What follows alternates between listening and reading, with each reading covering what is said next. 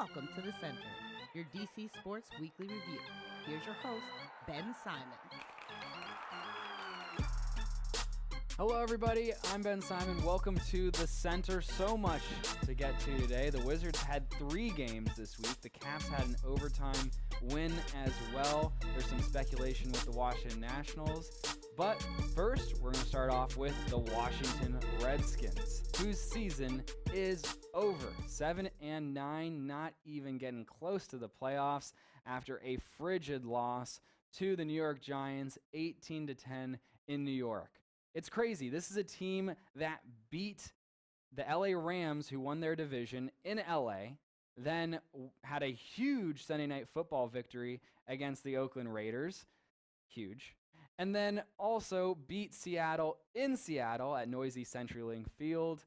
Yet 7-9 and going home, not even sniffing the playoffs, not at all. The real moments that defined the season were the drop by Josh Doxson in Kansas City. That was brutal. The fourth quarter collapse in New Orleans off that intentional grounding call, and then also the heartless performance in Dallas. That was terrible as well. So now the discussion shifts towards Kirk Cousins, the quarterback of the Washington Redskins. Will he stay or will he go? The Redskins could use a franchise tag on him again for somewhere around $1 bajillion, and then they could tag him again in 2019 for $1.5 billion. But all signs point to that he will take his time and sign a long-term deal either with the Redskins or somewhere else. He actually had a 2-hour interview with about 200 fans and media members, and he said all the right things. And, he even tried to win over fan points. He brought his toddler along, and he looked like an American Eagle poster boy. The one main takeaway, though, that I got from it is that he said, "I'd be foolish to say that I don't want to be here." Well, of course you're going to say that. I mean, you've got a whole bunch of Mr. Piggies looking you in the face looking for answers. Of course you're not going to say anything that would piss him off. I mean, I'm not trying to mess with that guy, and neither are you. But Kirk, I'm going to be real with you, man. It's okay if you leave. I won't be mad. Heck, I might root for you, depending on what team you go to.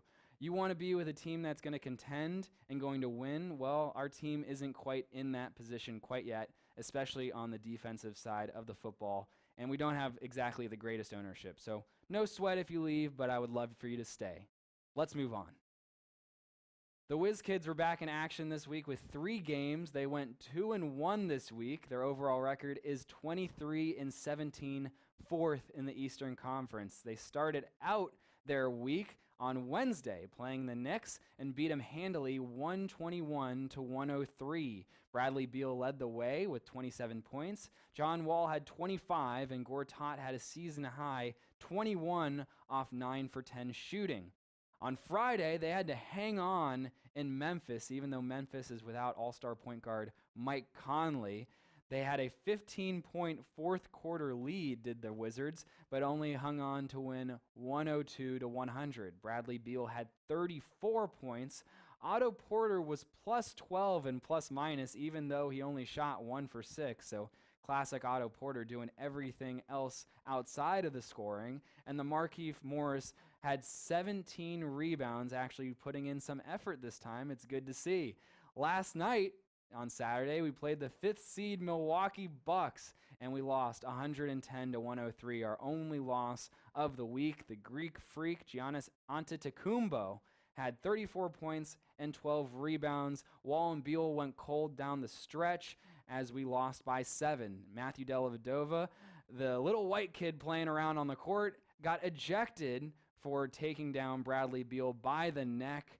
That led to some tension on the court, but really the big deal is that we lost to the only challenge of the week. So we beat all the sub-500 teams, which is nice for the Wizards. Not always the case, but we lost to the only challenge. So pretty much the opposite of the norm, but we'll take it this week. We had 3 games in 4 days, so what can you do? Bradley Beal's been splashy. He's leading the team in scoring. He led all 3 games in scoring. He's averaging 24 points per game, which is also his age. So it's really looking like this is a special example of a max deal working out for DC Sports. Knock on awesome desk wood. Also, you got Otto Porter, 46% from 3, which is real hot, real spicy, but you know that's going to go down over time, so watch out for that. Also coming up, the All-Star game. John Wall has made 5 straight All-Star appearances. No other Wizard has gone to the All-Star game in the last 10 years. It really feels like this should be the year for Bradley Beal, so make sure to go to vote.nba.com to vote for your favorite Wizards. Next up, we've got the Caps. The Washington Capitals continuing their trend of outstanding regular season performance. They only had 1 game this week, but they are first in the Metropolitan Division and second in the Eastern Conference. So that 1 game was against Carolina, where they went into overtime yet again. And spoiler alert, Alexander Ovechkin is still a boss. So the Caps led through most of the game. Orlov scored a goal to make it 3-1 in the second period, but Carolina scored 3 unanswered goals to make it 4-3, and that's where Ovechkin scored 1 of his 2 goals of the evening, making it all tied up with 7 minutes left in the third. The Caps started the overtime period shorthanded, but no matter. Ovechkin ended it to silence all 20 of the fans in Carolina, and the lightning strike from the captain seals the deal. Ovechkin is tied for first in goals in all of the NHL with 26, and the Caps won that game 5-4. The Caps have gone to overtime in 6 of their last 8 games. They've won 4 of them. It's the Cardiac Caps, baby. Keep on rolling. Keep on with keeping on. The Cardiac Caps. The Washington Nationals are in the offseason right now, looking to rebound after that brutal Game 5 loss in Washington against the Chicago Cubs. Not a lot of big news coming out of the Nats camp. Not a lot of free agent signings really at all in the major leagues after Ohtani and Stanton decided on their teams, and there were those trades. But really what the Nats have done is they've re-signed Brandon Kinsler, their 7th inning reliever, and they also signed former Brave and Cardinal Matt Adams to play kind of a Chris Heisey, Adam Dunn, Adam Lind type role on the bench.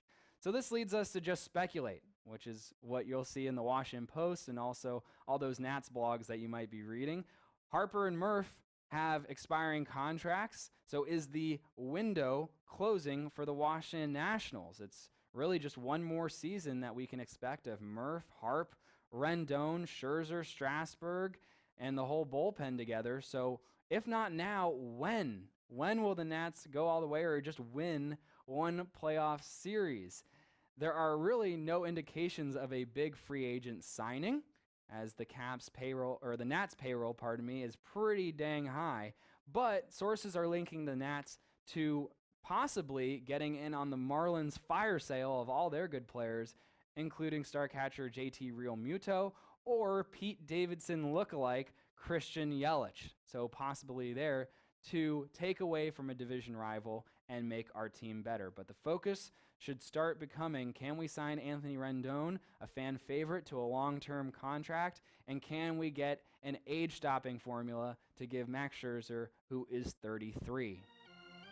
Thank you for tuning in today. We really appreciate it. That is your DC Sports Weekly Review. We'll be back next Sunday, so stay tuned. We're planning on adding maybe some Mystics, some DC United, and a couple other sports as well. So from the center of the free world, we thank you for tuning in, and have yourselves a wonderful rest of your week.